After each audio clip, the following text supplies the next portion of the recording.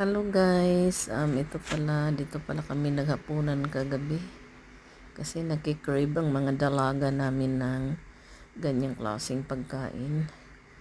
Ay naku guys, sabi ko sa iyo guys, nagda-diet kami pero halos maubos namin yung mga nakaserve dyan. 2 order lang yan pero sulit na sulit eh.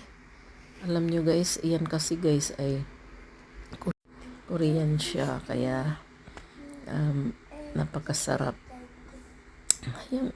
Kung ano nga guys gustong gusto ko nga sanang ilagay sa plastic na lang yung iba kasi masarap yung mga side dish nila. Yung mga side dish nila dyan napakasarap.